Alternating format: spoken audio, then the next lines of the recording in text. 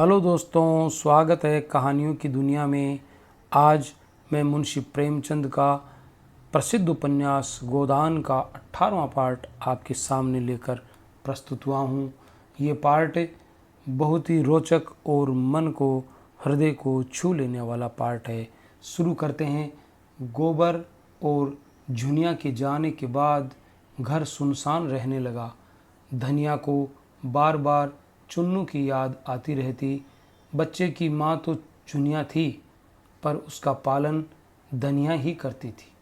वही उसे उपटन लगाती, काजल लगाती, सुलाती और जब कामकाज से अवकाश मिलता उसे प्यार करती। वात्सल्य का वह नशा ही उसकी विपत्ति को बुलाता रहता था। उसका भोला भाला मक्खन सा मुँह देखकर वह अपनी सारी चिंता भूल जाती और स्नेह में गर्व से उसका हृदय फूल उठता। वह जीवन का आधार अब न था। उसका सूना खटोला देखकर वह रो उठती। वह कवच जो सारी चिंताओं और दुराशाओं से उसकी रक्षा करता था, उससे छिन गया था। वह बार बार सोचती, उसने झुनिया के साथ ऐसी कौन सी बुराई की थी जिसका उसने ये दंड दिया। डाइन ने आकर उसका सोना सा घर मिट्टी में मिला दिया।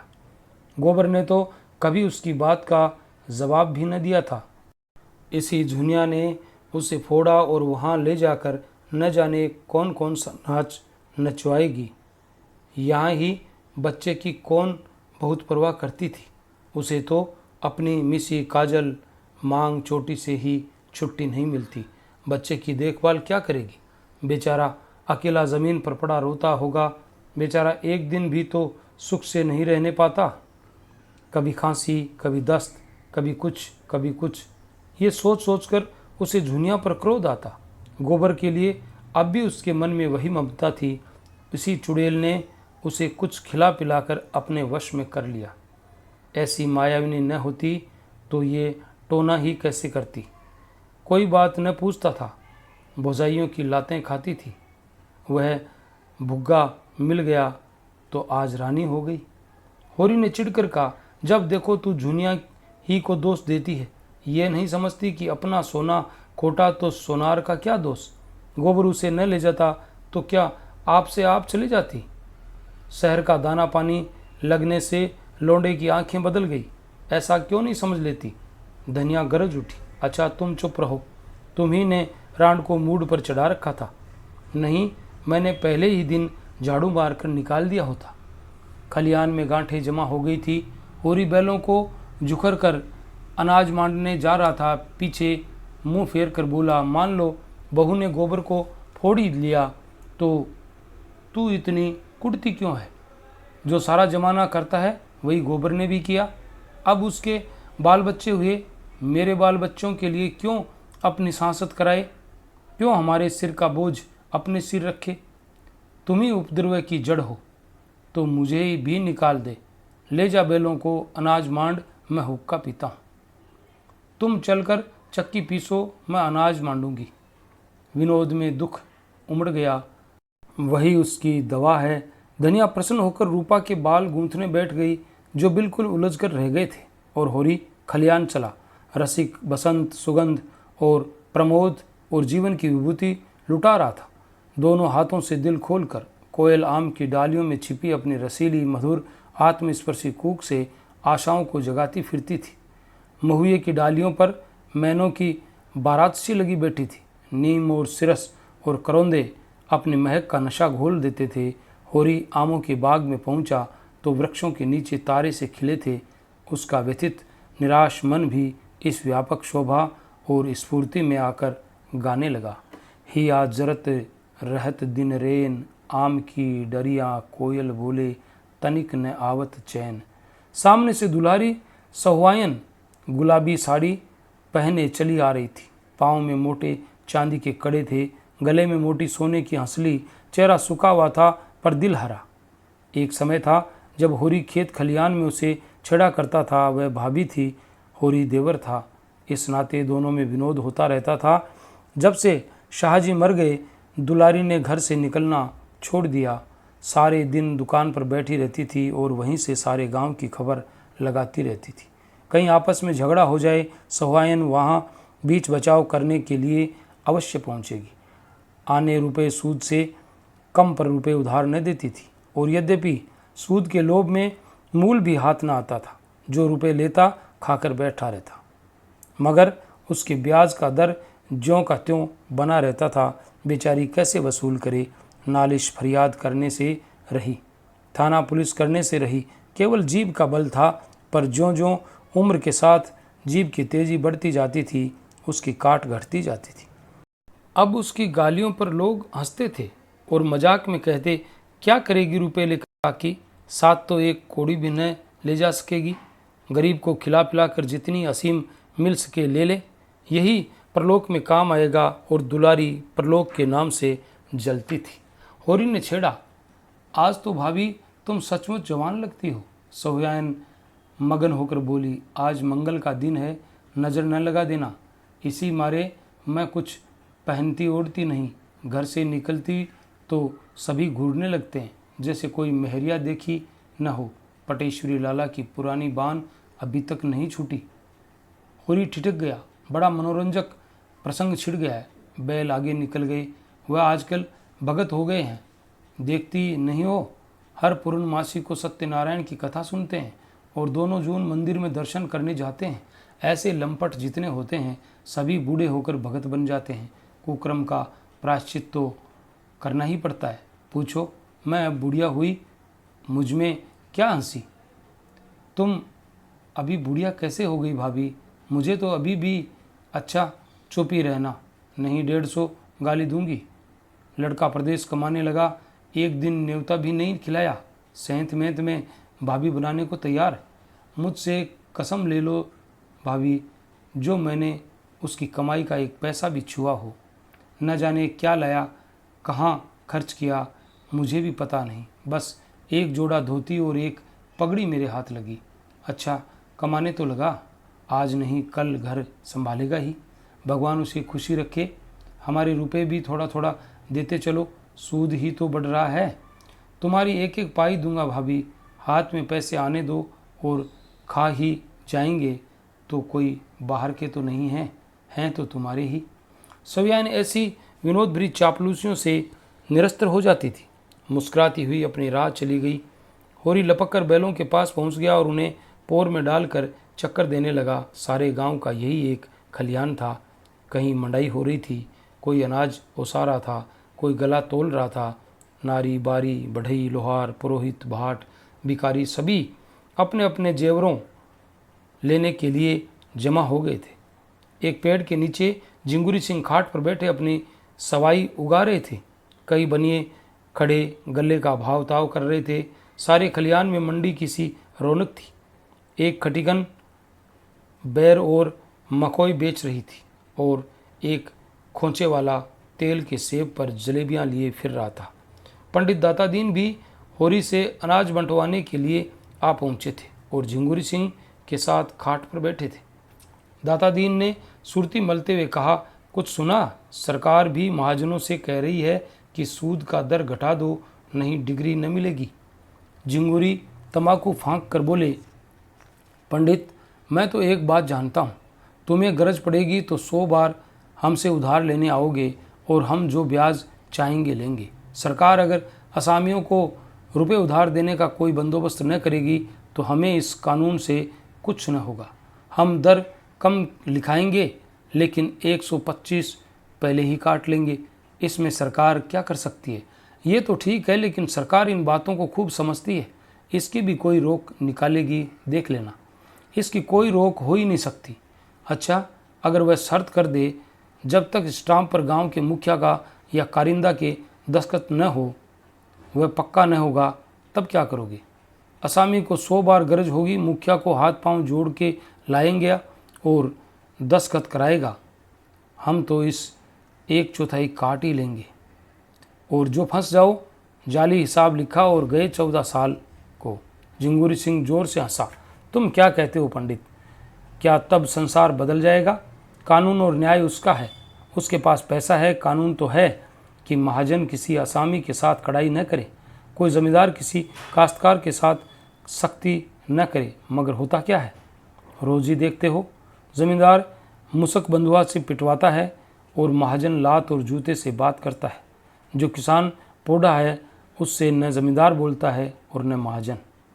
ऐसे आदमियों से हम मिल जाते हैं और उनकी मदद से दूसरे आदमियों की गर्दन दबाते हैं। तुम्हारे ऊपर राय साहब के 500 रुपये निकलते हैं, लेकिन नौखेराम में है इतनी हिम्मत कि तुमसे कुछ बोले।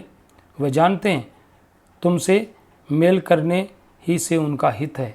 असामी में इतना बूता है कि रोज़ अदालत दौड़े। सारा कारोबार इसी तरह चला जाएगा जैसे चल रहा है। कचहरी अदालत उसी के साथ है जिसके पास पैसा है। हम लोगों को घबराने की कोई बात नहीं है। ये कहकर उन्होंने खलियान का एक चक्कर लगाया और फिर खाट पर बैठते हुए बोले, हाँ, मतई के ब्याह का क्या हुआ? हमारी सलाह तो है कि उसका ब्याह कर डालो, अब तो बड़ी बदनामी हो रही है। दाता दीन को जैसे ततैया ने काट खाया।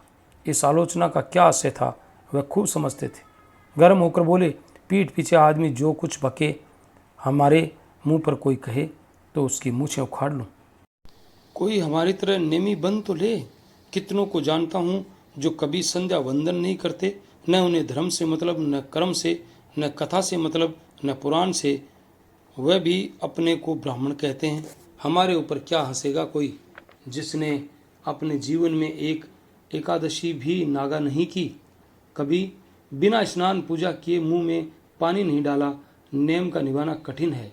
कोई बता दे कि हमने कभी बाजार की कोई चीज़ खाई हो या किसी दूसरे के हाथ का पानी पिया हो तो उसकी टांग की राह निकल जाऊं। सिलिया हमारी चौखट नहीं लांगने पाती। चौखट बर्तन भांडे छूना तो दूसरी बात है। मैं ये नहीं कहता कि मतई ये बहुत अच्छा काम कर रहा है, लेकिन जब एक बार एक बात हो गई तो ये पाजी का काम है कि औरत को छोड़ दे। मैं तो खुल्लम खुल्ला कहता हूँ, इसमें छिपाने की कोई बात नहीं। स्त्री जाति पवित्र है। दाता दीन अपनी जवानी में स्वयं बड़े रसिया रह चुके थे और अपने नेक धर्म से कभी नहीं चुके। माता दीन भी सुयोग्य पुत्र की भांति उन्हीं के पद चिन्हों पर चल रहा था। धर्म का मूल तत्व है पूजा पाठ, कथा, व्रत, चौका चूल्हा। जब पिता पुत्र दोनों ही मूल तत्वों को पकड़े हुए हैं तो किसकी मजाल है कि उन्हें पथ भ्रष्ट कह सके। जिंगुरी सिंह ने कायल होकर कहा, मैंने तो भाई जो सुना था वह तुमसे कह दिया। दाता दीन ने महाभारत और पुराणों से ब्राह्मणों द्वारा अन्य जातियों की कन्याओं के ग्रहण किए जाने की एक लंबी सूची पेश की और ये सिद्ध कर दिया कि उनसे जो संतान हुई वह ब्राह्मण कहलाई और आजकल के जो ब्राह्मण है वह उन्हीं संतानों की संतान है। ये प्रथा आदिकाल से चली आई है, इसमें कोई लज्जा की बात नहीं। जिंगुरी सिंह उनके पांडित्य पर मुग्ध होकर बोले, तब क्यों आजकल लोग वाजपेयी और सुकुल बने फिरते हैं? समय समय की प्रथा है और क्या। किसी ने उतना तेज हो तो विष खाकर उसे पचाना चाहिए। वह सतयुग की बात थी, सतयुग के साथ गई। अब तो अपना निभा बिरादरी के साथ मिलकर रहने में है, मगर करूं क्या, कोई लड़की वाला आता ही नहीं। तुमने भी कहा, औरों से भी कहा, कोई नहीं सुनता तो मैं क्या लड़की बनाऊं? जिंगुरी सिंह ने डांटा, झूठ मत बोलो पंडित, मैं 2 आदमियों को फांस फूंस कर लाया था, मगर तुम मुंह फैलाने लगे तो दोनों कान खड़े करके निकल भागे। आखिर किस बिरते पर 500 मांगते हो तुम? 10 बीघे जमीन, खेत और भीख के सिवा तुम्हारे पास है क्या? दाता दीन के अभिमान को चोट लगी। दाढ़ी पर हाथ फेर कर बोले, पास कुछ न सही, मैं भीख ही मांगता हूँ, लेकिन मैंने अपनी लड़कियों के ब्याह में 500 दिए हैं, फिर लड़के के लिए 500 क्यों न मांगूं? किसी से सेंत में मेरी लड़की ब्याली होती तो मैं भी सेंत में लड़का ब्याह लेता। रही हैसियत की बात, तुम जजमानी को भीख समझो, मैं तो उसे ज़मींदारी समझता हूँ। बंक घर, ज़मींदारी मिट जाए, बंक घर टूट जाए, लेकिन जजमानी अंत तक बनी रहेगी। जब तक हिंदू जाति रहेगी तब तक ब्राह्मण भी रहेंगे और जजमानी भी रहेगी। साहलग में मज़े से घर बैठे 100-200 फटकार लेते हैं। कभी भाग लड़ गया तो 400-500 मार लिया। कपड़े, बर्तन, भोजन अलग, कहीं न कहीं नित ही कार परोजन पड़ा ही रहता है। कुछ न मिले तब भी 1-2 थाल और 2-4 आने दक्षिणा मिल ही जाती है। ऐसा चैन न जमींदारी में है न साहूकारी में। और फिर मेरा तो सिलिया से जितना उबार होता है उतना ब्राह्मण की कन्या से क्या होगा। वह तो बहुरिया बनी बैठी रहेगी, बहुत होगा तो रोटियां पका देगी। यहाँ सिलिया अकेली 3 आदमियों का काम करती है और मैं उसे रोटी के सिवा और क्या देता हूँ। बहुत हुआ तो साल में 1 धोती दे दी। दूसरे पेड़ के नीचे दाता दीन का निजी पहरा था। 4 बैलों में मंडाई हो रही थी। धन्ना चमार बैलों को हाँक रहा था। सिलिया पैर से अनाज निकाल निकाल कर ओसा रही थी और माता दीन दूसरी ओर बैठा अपनी लाठी में तेल मल रहा था। सिलिया सांवली सलोनी छरहरी बालिका थी जो रूपवती न होकर भी आकर्षक थी। उसके हास में, चितवन में, अंगों के विलास में हर्ष का उन्माद था जिससे उसकी बोटी बोटी नाचती रहती थी। सिर से पांव तक भूसे के अणुओं से सनी, पसीने से तर, सिर के बाल आधे खुले, वह दौड़ दौड़ कर अनाज ओसा रही थी मानो तन मन से कोई खेल खेल रही हो। माता दीन ने कहा, आज सांझ तक अनाज बाकी न रहे सिलिया, तू थक गई हो तो मैं आऊं। सिलिया प्रसन्न मुख बोली, तुम काहे आओगे पंडित, मैं संजा तक सब ओसा दूंगी। अच्छा तो मैं अनाज को ढो ढो कर रखाऊं, तू अकेली क्या क्या कर लेगी। तुम घबराते क्यों हो, मैं ओसा दूंगी, ढोकर रख भी आऊंगी। पहर रात तक यहाँ एक दाना भी न रहेगा। दुलारी सवैन आज अपना लहना वसूल करती फिरती थी। सिलिया उसकी दुकान से होली के दिन 2 पैसे का गुलाबी रंग लाई थी। अभी तक पैसे न दिए थे। सिलिया के पास आकर बोली, क्यों री सिलिया, महीना भर रंग लाए हो गया, अभी तक पैसे नहीं दिए। मांगती हूँ तो मटक कर चली जाती है। आज मैं बिना पैसे लिए न जाऊंगी। माता दीन चुपके से सरक गया था। सिलिया का तन और मन दोनों लेकर भी बदले में कुछ न देना चाहता था। सिलिया अब उसकी निगाह में केवल काम करने की मशीन थी और कुछ नहीं। उसकी ममता को वह बड़े कौशल से नचाता रहता था। सिलिया ने आंख उठाकर देखा तो माता दीन वहाँ न था। बोली, चिल्लाओ मत सुहाइन, ये ले लो 2 की जगह 4 पैसे का अनाज। अब क्या जान लोगी, मैं मरी थोड़ी जाती थी। उसने अंदाज में कोई शेर भर अनाज ढेर में से निकालकर सहुआइन के फैले हुए आंचल में डाल दिया। उसी वक्त माता दीन पेड़ की आड़ से जलाया हुआ निकला और सहुआइन का आंचल पकड़कर बोला, अनाज सीधे से रख दो सहुआइन, लूट नहीं है। फिर उसने लाल लाल आंखों से सिलिया को देखकर डांटा, तूने अनाज क्यों दिया, किससे पूछ कर दिया, तू कौन होती है मेरा अनाज देने वाली। सहुआइन ने अनाज ढेर में डाल दिया और सिलिया हक्का बक्का होकर माता दीन का मुंह देखने लगी। ऐसा जान पड़ा जिस डाल पर वह निश्चिंत बैठी हुई थी वह टूट गई। अब वह निराधार नीचे गिरी जा रही है।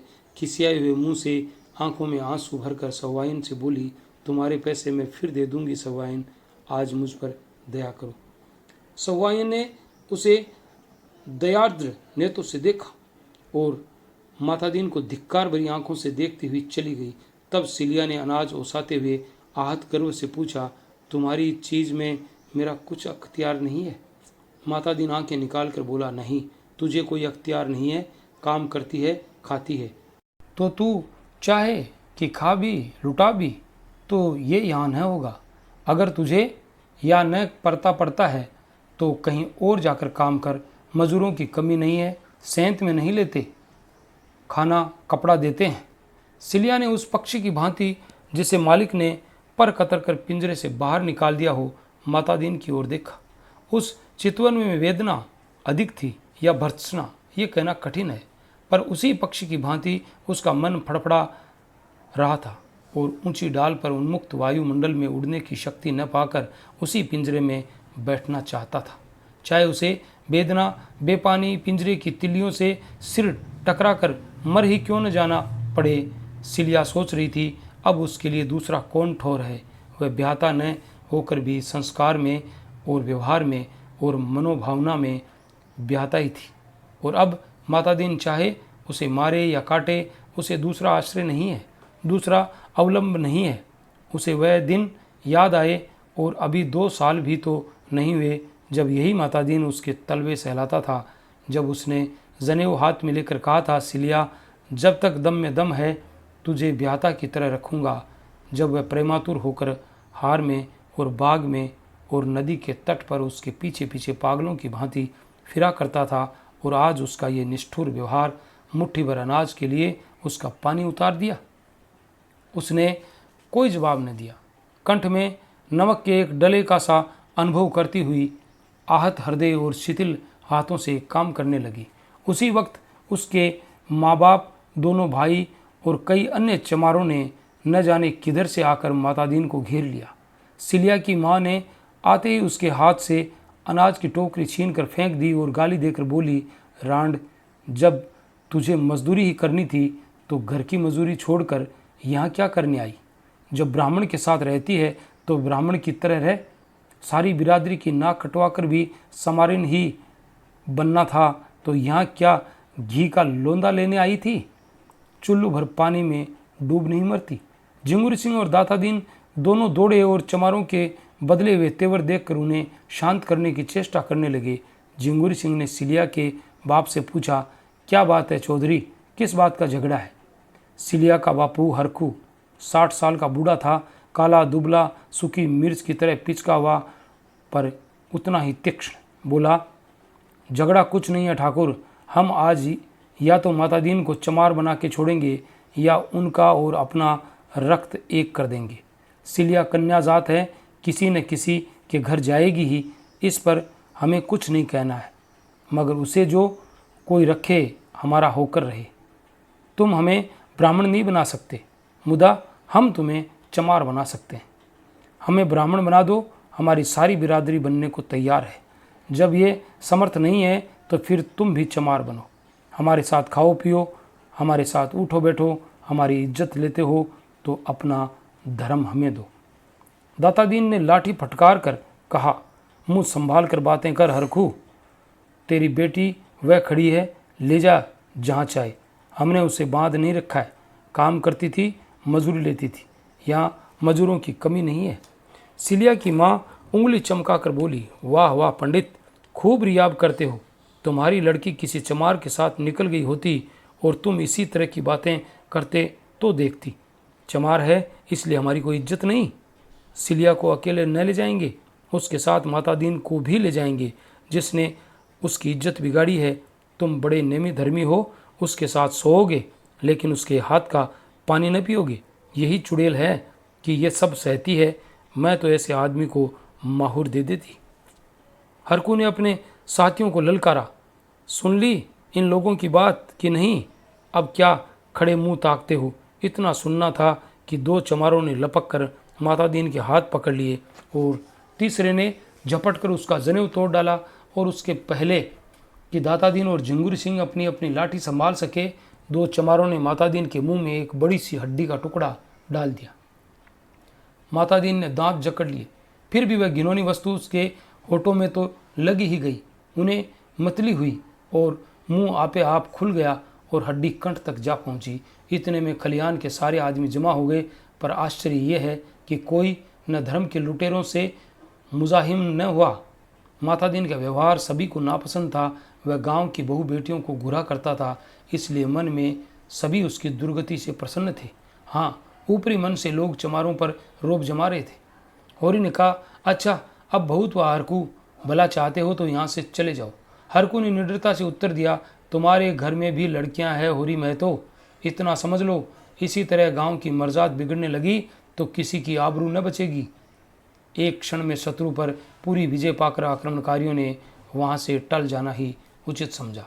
जनमत बदलते देर न लगती, उससे बचे रहना ही अच्छा है। माता दीन क्या कर रहा था? दाता दीन ने उसकी पीठ सहलाते हुए कहा, एक एक को 5-5 साल के लिए न भिजवाया तो कहना 5-5 साल तक चक्की पिसवाऊंगा। हरकू ने हेकड़ी के साथ जाकर जवाब दिया, इसका यहाँ कोई गम नहीं। कौन तुम्हारी तरह बैठे मौज करते हैं? जहाँ काम करेंगे वहीं आधा पेट दाना मिल जाएगा। माता दीन केकर चुकने के बाद निर्जीव सा जमीन पर लेट गया, मानो कमर टूट गई हो, मानो डूब मरने के लिए चुल्लू भर पानी खोज रहा हो। जिस मर्यादा के बल पर उसकी रसिकता और घमंड पुरुषार्थ अकड़ता फिरता था, वह मिट चुकी थी।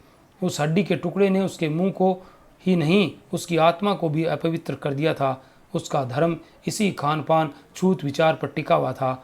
आज उस धर्म की जड़ कट गई। अब वह लाख प्रायश्चित करे, लाख गोबर खाए, गंगा जल पिए, लाख दान पुण्य और तीर्थ व्रत करे, उसका मरा हुआ धर्म जी नहीं सकता। अगर अकेले की बात होती तो छिपा ली जाती, यहाँ तो सबके सामने उसका धर्म लूटा। अब उसका सिर हमेशा के लिए नीचा हो गया। आज से वह अपने घर में अछूत समझा जाएगा। उसकी स्नेहमयी माता भी उससे घृणा करेगी और संसार से धर्म का ऐसा लोप हो गया कि इतने आदमी केवल खड़े तमाशा देखते रहे। किसी ने चूं तक न की और वह किसी मंदिर में भी न जा सकेगा, न किसी के बर्तन भांडे छू सकेगा। और ये सब हुआ इस अभागिन सिलिया के कारण। सिलिया जहाँ अनाज ओसा रही थी वहीं सिर झुकाए खड़ी थी, मानो ये उसी की दुर्गति हो रही है। सहसा उसकी माँ ने आकर डांटा, खड़ी ताकती क्या है, चल सीधे घर, नहीं बोटी बोटी काट डालूंगी।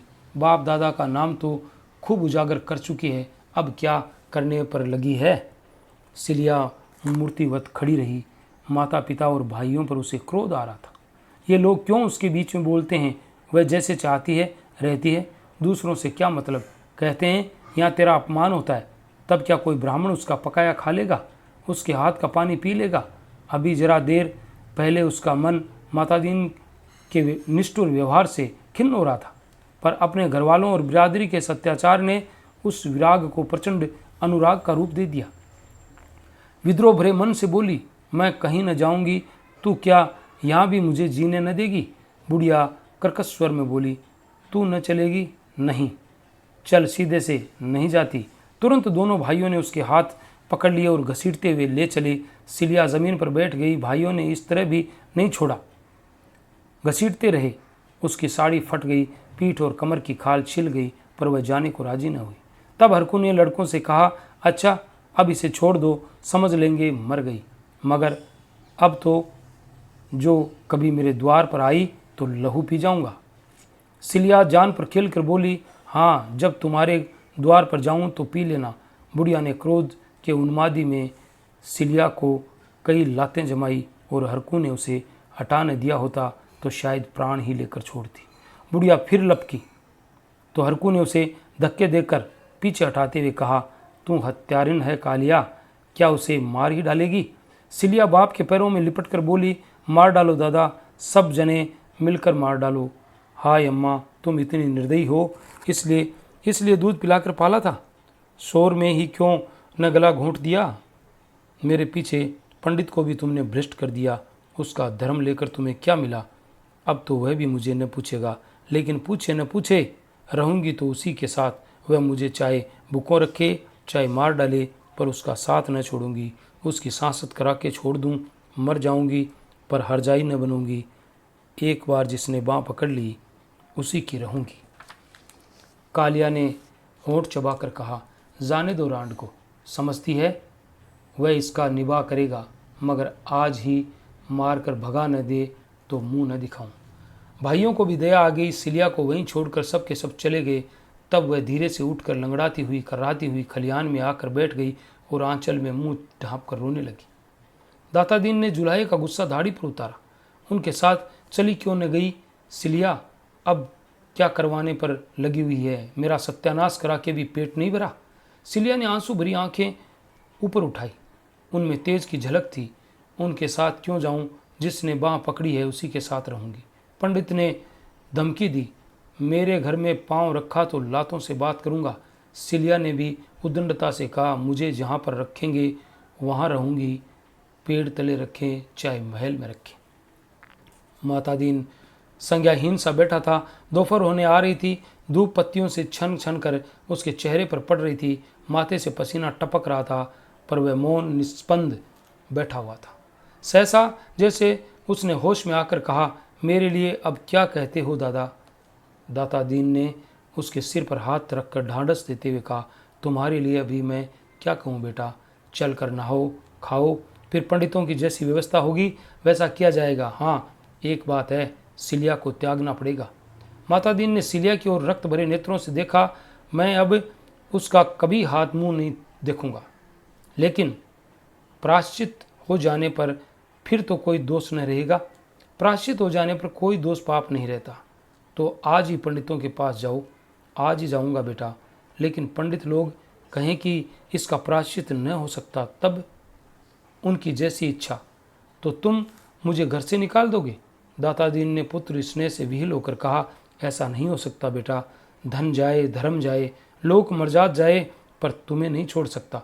माता दीन ने लकड़ी उठाई और बाप के पीछे पीछे घर चला। सिलिया भी उठी और लंगड़ाती उसके पीछे होली। माता दीन ने पीछे फिरकर निर्मम स्वर में कहा, मेरे साथ मत आ, मेरा तुझसे कोई वास्ता नहीं है। इतनी सांसत करवा के भी तेरा पेट नहीं भरता। सिलिया ने धृष्टता के साथ उसका हाथ पकड़कर कहा, वास्ता कैसे नहीं? इसी गांव में तुमने धनी, तुमसे सुंदर और तुमसे इज्जतदार लोग हैं, मैं उनका हाथ क्यों नहीं पकड़ती? तुम्हारी ये दुर्दशा ही आज क्यों हुई? जो रस्सी तुम्हारे गले में पड़ गई है उसे तुम लाख चाहो नहीं छोड़ सकते। और न मैं तुम्हें छोड़कर कहीं जाऊंगी, मजूरी करूंगी, भीख मांगूंगी, लेकिन तुम्हें न छोड़ूंगी। ये कहते हुए उसने माता दीन का हाथ छोड़ दिया और फिर खलियान में जाकर अनाज ओसने लगी। होरी अब तक वहाँ अनाज मान रहा था। धनिया उसे भोजन करने के लिए बुलाने आई थी। होरी ने बैलों को पैरा से बाहर निकालकर एक पेड़ से बांध दिया और सिलिया से बोला, तू भी जा, खा पी आज सिलिया। धनिया यहाँ बैठी है, तेरी पीठ पर की साड़ी तो लहू से रंग गई है, कहीं घाव पक न जाए। तेरे घर वाले बड़े निर्दयी हैं। सिलिया ने उसकी ओर करुण नेत्रों से देखा। यहाँ निर्दयी कौन नहीं है दादा? मैंने तो किसी को दयावान नहीं पाया। क्या कहा पंडित ने? कहते हैं मेरा तुमसे कोई वास्ता नहीं। अच्छा, ऐसा कहते हैं? समझते होंगे इस तरह अपने मुंह की लाली रख लेंगे, लेकिन जिस बात को दुनिया जानती है उसे कैसे छिपा देंगे?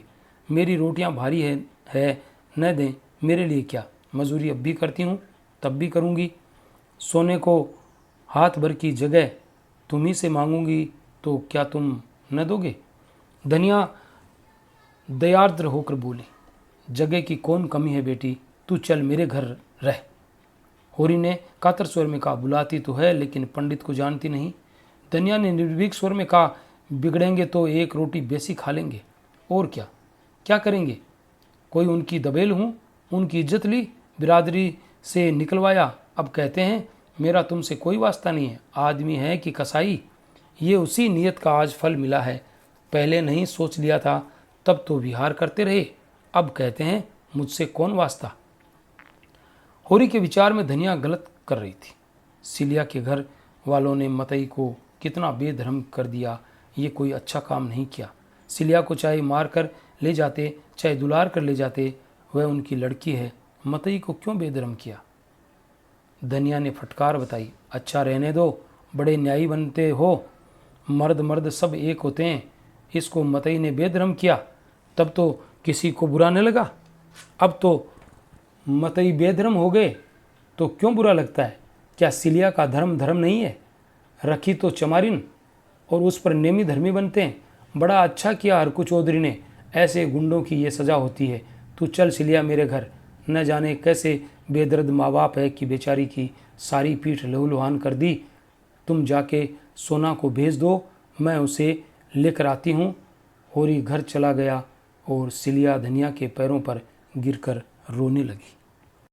आगे सोना 17वें साल में थी और इस साल उसका विवाह करना आवश्यक था। होरी तो 2 साल से इसी फिक्र में था, पर हाथ खाली होने से कोई काबू न चलता था। मगर इस साल जैसे भी हो उसका विवाह कर देना ही चाहिए, चाहे कर्ज लेना पड़े, चाहे खेत गिरो रखना पड़े। और अकेले होरी की बात चलती तो 2 साल पहले ही विवाह हो गया होता। वह किफ़ायत से काम करना चाहता था, पर धनिया कहती थी, कितना ही हाथ बांध कर खर्च करो, 200-250 लग ही जाएंगे। जुनिया के आ जाने से बिरादरी में इन लोगों का स्थान कुछ हेठा हो गया था और बिना 100-200 दिए कोई कुलीन वर न मिल सकता था। पिछले साल चैती में कुछ न मिला था तो पंडित दाता दीन का आधा साजा, मगर पंडित जी ने बीज और मजूरी का कुछ ऐसा ब्यौरा बताया कि होरी के हाथ 1/4 से ज़्यादा अनाज न लगा और लगान देना पड़ गया पूरा। ऊख और सन की फसल नष्ट हो गई थी और सन तो वर्षा अधिक होने और ऊख दिमक लग जाने के कारण, हाँ, इस साल की चेती अच्छी थी और ऊख भी खूब लगी हुई थी। विवाह के लिए गल्ला तो मौजूद था। 200 रुपये भी हाथ आ जाए तो कन्या ऋण से उसका उद्धार हो जाए। अगर गोबर 100 रुपये की मदद कर दे तो बाकी 100 रुपये होरी को आसानी से मिल जाएंगे। जिंगुरी सिंह और मंगरू शाह दोनों ही अब कुछ नरम पड़ गए थे। जब गोबर प्रदेश में कमा रहा है तो उनके रुपए मारे न पड़ सकते थे। एक दिन होरी ने गोबर के पास 2-3 दिन के लिए जाने का प्रस्ताव किया, मगर धनिया अभी तक गोबर के वह कठोर शब्द न भूली थी। वह गोबर से एक पैसा भी न लेना चाहती थी, किसी तरह नहीं। होरी ने झुंझला कर कहा, लेकिन काम कैसे चलेगा ये बता। धनिया सिर हिलाकर बोली, मान लो गोबर प्रदेश न गया होता, तब तुम क्या करते? वही अब करो। होरी की जबान बंद हो गई। एक क्षण बाद बोला, मैं तो तुझसे पूछता हूँ। धनिया ने जान बचाई, ये सोचना मर्दों का काम है। होरी के पास जवाब तैयार था। मान ले मैं न होता तो तू ही अकेली रहती, तब तू क्या करती वह कर। धनिया ने तिरस्कार भरी आंखों से देखा। जब मैं कुछ कन्या भी दे देती तो कोई हंसने वाला न था। कुछ कन्या होरी भी दे सकता था, इसी में उसका मंगल था। लेकिन कुल मर्यादा कैसे छोड़ दे। उसकी बहनों के विवाह में 300 बाराती द्वार पर आए थे। दहेज भी अच्छा ही दिया था। नाच तमाशा, बाजा गाजा, हाथी घोड़े सभी आए थे। आज भी बिरादरी में उसका नाम है। उस गांव के आदमियों से उसका हेलमेल है। कुछ कन्या देखकर वह कैसे मुंह दिखाएगा। इससे तो मर जाना अच्छा है। और वह क्यों कुछ कन्या दे? पेड़ पालो है, ज़मीन है और थोड़ी सी साख भी है। अगर वह 1 बीघा भी बेच दे तो 100 मिल जाएं। लेकिन किसान के लिए ज़मीन जान से भी प्यारी है, कुल मर्यादा से भी प्यारी है। और कुल 3 ही बीघे तो उसके पास हैं। अगर 1 बीघा बेच दे तो फिर खेती कैसे करेगा? कई दिन इसी हैस बेस में गुजरे। होरी कुछ फैसला न कर सका। दशहरे की छुट्टियों के दिन थे। जिंगूरी, पटेश्वरी, नोखेराम तीनों ही सज्जनों के लड़के छुट्टियों में आए थे। तीनों अंग्रेजी पढ़ते थे। यद्यपि तीनों 20-20 साल के हो गए थे, पर अभी तक यूनिवर्सिटी में जाने का नाम न लेते थे। एक एक क्लास में 2-2, 3-3 साल पढ़े रहते। तीनों की शादियां हो चुकी थी। पटेश्वरी के सपूत बिंदेश्वरी तो एक पुत्र के पिता भी हो चुके थे। तीनों दिन भर ताश खेलते, भंग पीते और छेला बने घूमते। वे दिन में कई बार होरी के द्वार की ओर ताकते हुए निकलते और कुछ ऐसा संयोग था कि जिस वक्त वे निकलते उसी वक्त सोना भी किसी न किसी काम से द्वार पर आ खड़ी होती। इन दिनों वह वही साड़ी पहनती थी जो गोबर उसके लिए लाया था। ये सब तमाशा देख देख कर होरी का खून सूखता जाता था, मानो उसकी खेती चौपट करने के लिए आकाश में ओले वाले पीले बादल उठे चले आते हों। एक दिन तीनों उसी कुएं पर नहाने जा पहुँचे जहाँ होरी ऊख सींचने के लिए पुर चला जा रहा था। सोना मोट ले रही थी। होरी का खून आज खोल उठा। उसी सांझ को वह दुलारी सवयन के पास गया और सोचा, औरतों में दया होती है, शायद इसका दिल पसीज जाए और कम सूद पर रुपए दे दे। मगर दुलारी अपना ही रोना ले बैठी। गांव में ऐसा कोई घर न था जिस पर उसके कुछ रुपए न आते थे। यहाँ तक कि जिंगूरी सिंह पर भी उसके 20 रुपए आते थे, लेकिन कोई देने का नाम न लेता था। बेचारी कहाँ से रुपए लाए? होरी ने गिड़गिड़ा कर कहा, भाभी बड़ा पुण्य होगा, तुम रुपए न दोगी, मेरे गले की फांसी खोल दोगी।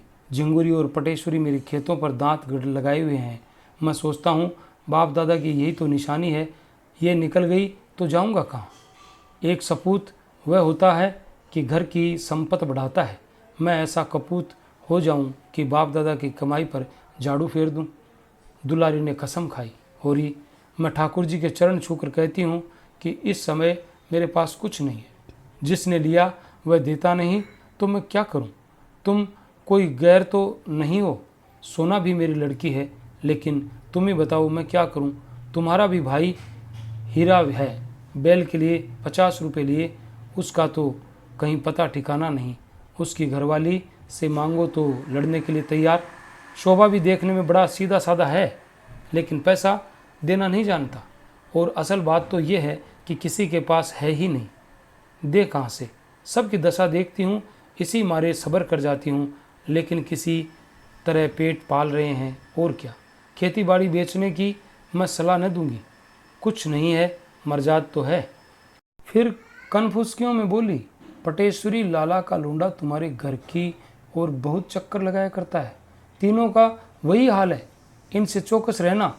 ये शहरी हो गए, गांव का भाईचारा क्या समझे। लड़के गांव में भी है, मगर उनमें कुछ लिहाज है, कुछ अदब है, कुछ डर है। ये सब तो छूटे सांड है। मेरी कौशल्या ससुराल से आई थी, मैंने सबों के ढंग देखकर उसके ससुर को बुलाकर विदा कर दिया। कोई कहाँ तक पहरा दे। होरी को मुस्कुराते देखकर उसने सरस ताड़ना के भाव से कहा, हंसोगे होरी तो मैं भी कुछ कह दूंगी। तुम क्या किसी से कम नटखट थे। दिन में 25 बार किसी न किसी बहाने मेरी दुकान पर आया करते थे, मगर मैंने कभी ताका तक नहीं। होरी ने मीठे प्रतिवाद के साथ कहा, ये तो तुम झूठ बोलती हो भाभी, बिना कुछ रस पाए थोड़े ही आता था। चिड़िया एक बार परछ जाती है तभी दूसरी बार आंगन में आती है। चल झूठे, आंखों से न ताकती रही हो, लेकिन तुम्हारा मन तो ताकता ही था, बल्कि बुलाता था। अच्छा रहने दो, बड़े अंतर्जामी हो। तुम्हें बार बार मंडराते देख के मुझे दया आ जाती थी, नहीं तुम कोई ऐसे बांके जवान न थे। हुसैनी 1 पैसे का नमक लेने आ गया और ये परिहास बंद हो गया। हुसैनी नमक लेकर चला गया तो दुलारी ने फिर कहा, गोबर के पास क्यों नहीं चले जाते, देखते भी आओगे और शायद कुछ मिल भी जाए। होरी निराश मन से बोला, वह कुछ न देगा। लड़के 4 पैसे कमाने लगते हैं तो उनकी आंखें फिर जाती है। मैं तो बेहयाई करने को तैयार था, लेकिन धनिया नहीं मानती। उसकी मर्जी बिना चला जाऊं तो घर में रहना अपाड़ कर दे। उसका स्वभाव तो तुम जानती हो। दुलारी ने कटाक्ष करके कहा, तुम तो मेहरिया के जैसे गुलाम हो गए। तुमने पूछा ही नहीं तो क्या करता। मेरी गुलामी करने को कहते हो तो मैंने लिखा लिया होता। सच तो अब से क्या बिगड़ा है, लिखा तो ना 200 में लिखता हूँ, इन दामों में महंगा नहीं हूँ। तब धनिया से तो न बोलोगे। नहीं, कहो कसम खाऊं, और जो बोले तो मेरी जीभ काट लेना। अच्छा तो जाओ, घर ठीक ठाक करो, मैं रुपए दे दूंगी। होरी ने सजल नेत्रों से दुलारी के पांव पकड़ ली। भावावेश में मुंह बंद हो गया। सहुआई ने पांव खींचकर कहा, अब यही शरारत मुझे अच्छी नहीं लगती। मैं साल भर के भीतर अपने रुपए सूद समेत कान पकड़ कर लूँगी। तुम तो व्यवहार के ऐसे सच्चे नहीं हो, लेकिन धनिया पर मुझे विश्वास है। सुना पंडित तुमसे बिगड़े हुए हैं, कहते हैं कि इसी गांव से निकाल कर नहीं छोड़ा तो ब्राह्मण नहीं। तुम सिलिया को निकाल बाहर क्यों नहीं करते। बैठे बैठाए झगड़ा मोल ले लिया। धनिया से रखे हुए हैं, मैं क्या करूं। सुना है पंडित काशी गए थे, वहाँ एक बड़ा नामी पंडित है, वह 500 मांगता है तब प्रायश्चित कराएगा। भला पूछो, ऐसा अंधेर कहीं हुआ है। जब धर्म नष्ट हो गया तो 1 नहीं 1000 प्रायश्चित करो, इससे क्या होता है। तुम्हारे हाथ का चूहा पानी कोई न पिएगा, चाहे जितना प्रायश्चित करो। होरी यहाँ से घर चला गया तो उसका दिल उछल रहा था। जीवन में ऐसा सुखद अनुभव उसे न हुआ था। रास्ते में शोभा के घर गया और सगाई लेकर चलने के लिए न्योता दे आया। फिर दोनों दातादीन के पास सगाई की शायद पूछने गए। वहाँ से आकर द्वार पर सगाई की तैयारियों की सलाह करने लगे। धनिया ने बाहर निकल कर कहा, पहर रात गई, अभी रोटी खाने की बेला नहीं आई, खाकर बैठो। गपड़ चौथ करने को तो सारी रात पड़ी है। होरी ने उसे भी परामर्श में शरीक होने का अनुरोध करते हुए कहा, इसी सहालग में लगन ठीक हुआ है, बता क्या क्या सामान लाना चाहिए। मुझे तो कुछ मालूम नहीं है। जब कुछ मालूम ही नहीं तो करने क्या बैठे हो। रुपए पैसे का डोल भी हुआ कि नहीं, मन की मिठाई खा रहे हो। होरी ने गर्व से कहा, तुझे इससे क्या मतलब, तू इतना बता दे क्या क्या सामान लाना होगा। तो मैं ऐसी मन की मिठाई नहीं खाती, तू इतना बता दे कि हमारी बहनों के ब्याह में क्या क्या सामान आया था। पहले ये बता दो, रुपए मिल गए। हाँ मिल गए। और नहीं क्या भंग खाई है। तो पहले चल कर खा लो, फिर सलाह करेंगे। मगर जब उसने सुना कि दुलारी से बातचीत हुई तो नाक सिकोड़ कर बोली, उससे रुपए लेकर आज तक कोई उरीन हुआ है। चुड़ैल कितना कसकर सूद लेती है, लेकिन करता क्या, दूसरा देता कौन है। ये क्यों नहीं कहते कि इस बहाने 2 गाल हंसने बोलने गया था, बूढ़े हो गए हो पर ये बात न गई। तू तो धनिया कभी कभी बच्चों की सी बातें करने लगती है, मेरे जैसे फटे हालों से वह हंस बोलेगी, सीधे मुंह बात तो नहीं करती। तुम जैसों को छोड़कर उसके पास और जाएगा ही कौन? उसके द्वार पर अच्छे अच्छे नाक रगड़ते हैं धनिया, तू क्या जाने उसके पास लिच्छमी है। उसने जरा सी हामी भर दी, तुम चारों ओर खुशखबरी लेकर दौड़े। हामी नहीं भर दी, पक्का वादा किया है। होरी रोटी खाने गया और शोभा अपने घर चला गया तो सोना सिलिया के साथ बाहर निकली। वह द्वार पर खड़ी सारी बातें सुन रही थी और उसकी सगाई के लिए 200 रुपये दुलारी से उधार लिए जा रहे हैं। ये बात उसके पेट में इस तरह खलबली मचा रही थी जैसे ताज़ा चूना पानी में पड़ गया हो। द्वार पर एक कुप्पी जल रही थी जिससे ताक के ऊपरी की दीवार काली हो गई थी और दोनों बैल नांद में सानी खा रहे थे और कुत्ता ज़मीन पर टुकड़े के इंतज़ार में बैठा हुआ था। दोनों युवतियां बैलों की चरनी के पास आकर खड़ी हो गई। सोना बोली, तूने कुछ सुना? दादा सहुआइन से मेरी सगाई के लिए 200 रुपये उधार ले रहे हैं। सिलिया घर का रती रती हाल जानती थी, बोली, घर में पैसा नहीं है तो क्या करे? सोना ने सामने के काले वृक्षों की ओर ताकते हुए कहा, मैं ऐसा नहीं करना चाहती जिसमें माँ बाप को कर्जा लेना पड़े। कहाँ से देंगे बेचारे? बता, पहले ही कर्ज के बोझ से दबे हुए हैं, 200 और ले लेंगे तो बोझा और भारी होगा कि नहीं? बिना दान दहेज के बड़े आदमियों का कहीं ब्याह होता है पगली? बिना दहेज के तो कोई बूढ़ा ठेला ही मिलेगा, जाएगी बूढ़े के साथ? बूढ़े के साथ क्यों जाऊं? भैया बूढ़े थे जो जुनिया को ले आए, उन्हें किसने पैसे दहेज में दिए थे? उसमें बाप दादा का नाम डूबता है। मैं तो सोनारी वालों से कह दूंगी, अगर तुमने 1 पैसा भी दहेज लिया तो मैं तुमसे ब्याह न करूंगी। सोना का विवाह सोनारी के एक धनी किसान के लड़के से ठीक हुआ था और वह कह दे कि मैं क्या करूं, तुम्हारे बाप देते हैं तो मेरे बाप लेते हैं, इसमें मेरा क्या अख्तियार है? सोना ने जिस अस्त्र को रामबाण समझा था अब मालूम हुआ कि वह बांस की कैन है। हताश होकर बोली, मैं एक बार उससे कह के देख लेना चाहती हूँ, अगर उसे कह दिया तो मेरा अख्तियार नहीं है तो क्या गोमती यहाँ से दूर थोड़ी है, डूब मरूंगी। माँ बाप ने मरमर के पाला पोसा, उसका बदला क्या यही है कि उसके घर से जाने लगूं तो कर्जे से और लादती जाऊं? माँ बाप को भगवान ने दिया हो तो खुशी से जितना चाहे लड़की को दे, मैं मना नहीं करती, लेकिन जब वह पैसे पैसे को तंग हो रहे हैं, आज महाजन नालिश करके नीलाम करा लें तो कल मजूरी करनी पड़ेगी। तो कन्या का धर्म यही है कि डूब मरे। घर की ज़मीन जायदाद को तो बच जाएगी, रोटी का सहारा तो रह जाएगा। माँ बाप 4 दिन मेरे नाम को रोकर संतोष कर लेंगे, ये तो न होगा कि मेरा ब्याह करके उन्हें जन्म भर रोना पड़े। 3-4 साल में 200 के दूने हो जाएंगे, दादा कहाँ से ला कर देंगे? सिलिया को जान पड़ा जैसे उसकी आंख में नई ज्योति आ गई है। आवेश में सोना को छाती से लगाकर बोली, तूने इतनी अक्ल कहाँ से सीख ली सोना? देखने में तो तू बड़ी भोली भाली है, इसमें अक्ल की कौन सी बात है चुड़ैल? यहाँ क्या मेरे आंखें नहीं है कि मैं पागल हूँ? 200 मेरे ब्याह में लेंगे और 3-4 साल में वह दूना हो गया और तब रुपया के ब्याह में 200 और लेंगे। जो कुछ खेती बाड़ी है सब नीलाम तिलाम हो जाए और द्वार द्वार पर भीख मांगते फिरें, यही ना? इससे तो कहीं अच्छा है कि मैं अपनी जान दे दूं। मुंह अंधेरे सोनारी चली जाना और उसे बुला लाना, मगर नहीं, बुलाने का काम नहीं, मुझे उससे बोलते ला जाएगी। तू ही मेरा ये संदेश कह देना, देख क्या जवाब देते हैं। कौन दूर है, नदी के उस पार ही तो है। कभी कभी ढोर लेकर इधर आ जाता है। एक बार उसकी भैंस मेरे खेत में पड़ गई थी तो मैंने उसे बहुत गालियाँ भी दी थी। हाथ जोड़ने लगा, हाँ ये तो बता, इधर मतई से तेरी भेंट हुई कि नहीं? सुना ब्राह्मण लोग उन्हें बिरादरी में नहीं ले रहे हैं। सिलिया ने हिकारत के साथ कहा, बिरादरी में क्यों न लेंगे? हाँ, बूढ़ा रुपया नहीं खर्च करना चाहता, इसको पैसा मिल जाए तो झूठी गंगा उठा ले। लड़का आजकल बाहर ओसाड़े में टिकट लगाता है, तू उसे छोड़ क्यों नहीं देती? अपनी बिरादरी में किसी के साथ बैठ जा और आराम से रह, वह तेरा अपमान तो न करेगा। हाँ रे, क्यों नहीं, मेरे पीछे उस बेचारी की इतनी दुर्दशा हुई, अब मैं उसे छोड़ दूं? अब वह चाहे पंडित बन जाए चाहे देवता बन जाए, मेरे लिए तो वही मतई है जो मेरे पैरों पर सिर रगड़ता था।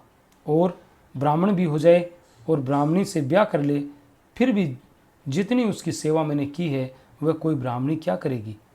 अभी मान मर्जाद के मुंह में वह चाहे मुझे छोड़ दे, लेकिन देख लेना फिर दौड़ा आएगा। आ चुका, अब तुझे पा जाए तो कच्चा खा जाए। तो उसे बुलाने ही कौन जाता है?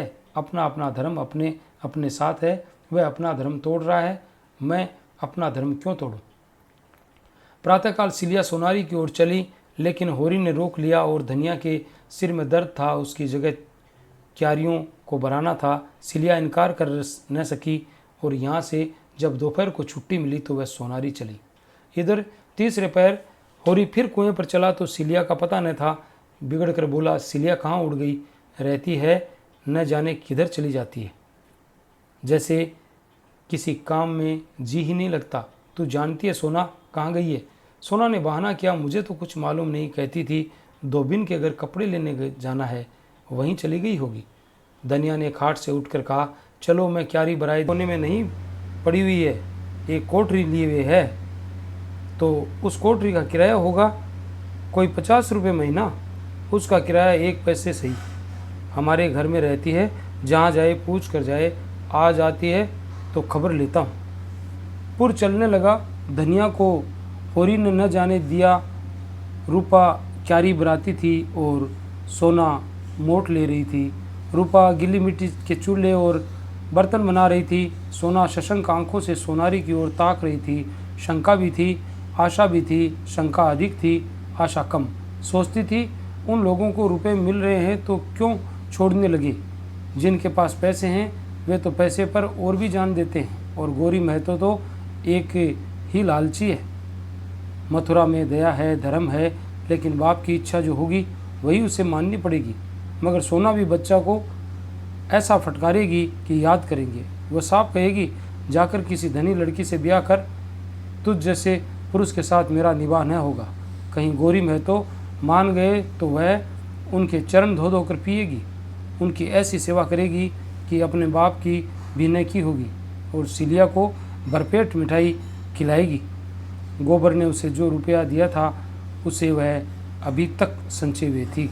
इस मृदु कल्पना से उसकी आंखें चमक उठी और कपोलों पर हल्की सी लाली दौड़ गई। हो चुका ब्याह, मुंह धो रखो। सिलिया आई जरूर, पर कुएं पर न आकर खेत में क्यारी भराने लगी। डर रही थी, होरी पूछेंगे कहाँ थी अब तक, तो क्या जवाब देगी। सोना ने ये 2 घंटे का समय बड़ी मुश्किल से काटा। पुर छूटते ही वह भागी हुई सिलिया के पास पहुंची। वहां जाकर, तुम मर गई थी क्या? ताकते ताकते आंखें फूट गई। सिलिया को बुरा लगा, तो क्या मैं वहां सोती थी? इस तरह की बातचीत राह चलते थोड़ी ही होती है, अवसर देखना पड़ता है। मथुरा नदी की ओर ढोर चराने गए थे और खोजती खोजती उसके पास गई और तेरा संदेश का ऐसा प्रसन्न हुआ कि तुमसे क्या कहूँ। मेरे पाँव पर गिर पड़ा और बोला, सिलो, मैंने तो जब से सुना है कि सोना मेरे घर आ रही है तब से आंखों की नींद हर गई है। उसकी वह गालियाँ मुझे फल गई, लेकिन काका को क्या करूं? वह किसी की नहीं सुनते। सोना ने टोका तो न सुने। सोना भी जिद्दीन है, जो कहा है वह कर दिखाएगी, फिर हाथ मलते रह जाओगे। बस उसी क्षण ढोरों को वह छोड़ मुझे लिए हुए गौरी महतो के पास गया। महतो के 4 पुर चलते हैं, कुआं भी उन्हीं का है, 10 बीघे का ऊख है। महतो को देखते मुझे हंसी आ गई, जैसे घिसियारा हो। हाँ, भाग का बली है। बाप बेटे में खूब खासुनी हुई। गौरी महतो कहते थे, तुझसे क्या मतलब, मैं चाहे कुछ लूँ या न लूँ, तू कौन होता है बोलने वाला। मथुरा कहता था, तुमको लेना देना है तो मेरा ब्याह मत करो, मैं अपना ब्याह जैसा चाहूँगा कर लूँगा। बात बढ़ गई और गौरी महतो ने पनहिया उतार कर मथुरा को खूब पीटा। कोई दूसरा लड़का इतनी मार खाकर बिगड़ खड़ा हो जाता, मथुरा एक घूसा भी जमा देता तो महतो फिर न उठते। मगर बेचारा 50 जूते खाकर भी कुछ न बोला। आंखों में आंसू भरे मेरी और गरीबों की तरह ताकता हुआ चला गया। तब महतो मुझ पर बिगड़ने लगे। सैकड़ों गालियाँ दी, मगर मैं क्यों सुनने लगी थी? मुझे उसका क्या डर था? मैंने साफ कह दिया, महतो 200-300 कोई भारी रकम नहीं है, और होरी महतो इतने में बिक न जाएंगे, न तुम ही धनवान हो जाओगे। वह सब धन नाच तमाशे में ही उड़ जाएगा। हाँ, ऐसी बहू न पाओगे। सोना ने सजल नेत्रों से पूछा। मैं तो इतनी ही बात पर उन्हें मारने लगे। सिलिया ने ये बात छिपा रखी थी। ऐसी अपमान की बात सोना के कानों में न डालना चाहती थी, पर यह प्रश्न सुनकर संयम न रख सकी और बोली, वहीं गोबर भैया वाली बात थी। मैं तो ने कहा, आदमी झूठा तभी खाता है जब मीठा हो, कलंक चांदी से ही धुलता है। इस पर मथुरा बोला, काका, कौन घर कलंक से बचा हुआ है? हाँ, किसी का खुल जाता है और किसी का छुपा रहता है। गोरी महतो भी पहले एक चमारिन से फंसे थे, उससे 2 लड़के भी हैं। मथुरा के मुंह से इतना निकलना था कि डोकरे पर जैसे भूत सवार हो गया। जितना लालची था उतना भी क्रोधी था, बिना लिए न मानेगा। दोनों घर चली। सोना के सिर पर चरसा, रसा और जुए का भारी बोझ था, पर इस समय वह उसे फूल से भी हल्का लग रहा था। उसके अंतराल में जैसे आनंद और स्फूर्ति का सोता खुल गया था। मथुरा की वह वीर मूर्ति सामने खड़ी थी और वह जैसे अपने हृदय में बैठाकर चरण आंसुओं से पखार रही थी, जैसे आकाश की देवियां उसे गोद में उठाए आकाश में छाई हुई लालिमा में लिए चली जा रही थी। उसी रात को सोना को बड़े जोर का ज्वर चढ़ गया। तीसरे दिन गोरी महतो ने नाई के हाथ ये पत्र भेजा। स्वस्ति श्री सर्वोत्तमा जोग श्री होरी महतो को गोरी राम का राम राम बंचना। आगे जो हम लोगों को दहेज की बातचीत हुई थी, उस पर हमने शांत मन से विचार किया। समझ में आया कि लेन देन से वर और कन्या दोनों ही के घर वाले जेरबार होते हैं। अब हमारा तुम्हारा संबंध हो गया तो हमें ऐसा व्यवहार करना चाहिए कि किसी को न अखरे। तुम दान दहेज की कोई फिक्र मत करना। हम तुमको सौगंध देते हैं, जो कुछ मोटे महीने जूरे बरातियों को खिला दोगे हम वह भी मानेंगे। रसद का इंतजाम हमने कर लिया है। हाँ, तुम खुशी खुशी से हमारी जो खातिर करोगे वह सिर झुकाकर स्वीकार करेंगी। होरी ने पत्र पढ़ा और दौड़े हुए भीतर जाकर धनिया को सुनाया। हर्ष के मारे उछला पड़ता था, मगर धनिया किसी विचार में डूबी थी। एक क्षण बाद बोली, ये गोरी महतो भी बलवान सी है, लेकिन हमें भी तो अपने मर्जाद का निबाह करना है। संसार क्या कहेगा? रुपया हाथ का मेल है, उसके लिए कुछ कुल मर्जाद नहीं छोड़ा जाता। जो कुछ हमसे हो सकेगा देंगे, गोरी महतो को लेना पड़ेगा। तुम यही जवाब लिख दो। माँ बाप की कमाई में क्या लड़की का कोई हक नहीं है? नहीं, लिखना क्या है? चलो मैं नाई से संदेश कहलाई देती हूँ। होरी हतबुद्धि सा आंगन में खड़ा था और धनिया उस उदारता की प्रतिक्रिया में जो गोरी महतो की सज्जनता से जाग गई थी, संदेशा कह रही थी। फिर उसने नाई को रस पिलाया और विदाई देकर विदा किया। वह चला गया तो होरी ने कहा, ये तूने क्या कर डाला धनिया? तेरा मिजाज आज तक मेरी समझ में नहीं आया। तू आगे भी चलती है, पीछे भी चलती है। पहले तो इस बात पर लड़ रही थी कि किसी से 1 पैसा कर्ज मत लो, कुछ से देने दिलाने का काम नहीं है। जब भगवान ने गोरी के भीतर बैठकर ये पत्र लिखवाया तो तूने कुल मर्जाद का राग छेड़ दिया। तेरा मरम भगवान ही जाने। धनिया बोली, मुझे देखकर बीड़ा दिया जाता है, जानते हो कि नहीं? तब गोरी अपनी शान दिखाते थे, अब वह भलमन सी दिखा रहे हैं। ईंट का जवाब पत्थर हो, लेकिन सलाम का जवाब तो गाली नहीं। होरी ने नाक सिकोड़ कर कहा, तो दिखा अपनी भलमन सी, देखें कहाँ से रुपए लाती है। धनिया आंखें चमका कर बोली, रुपए लाना मेरा काम नहीं, तुम्हारा काम है। मैं तो दुलारी से ही लूँगा, ले लो उसी से। सूद तो सभी लेंगे, जब डूबना ही है तो क्या तालाब और क्या गंगा। होरी बाहर आकर चिलम पीने लगा। कितने मज़े से गला छूटा जाता था, लेकिन धनिया जब जान छोड़े तब तो जब देखो उल्टी ही चलती है। इसे जैसे कोई भूत सवार हो जाता है। घर की दशा देखकर भी इसकी आंखें नहीं खुलती है। ये था गोदान का 18वां भाग और मिलते हैं आगे की कथा में। तब तक के लिए all the best. Thanks for watching.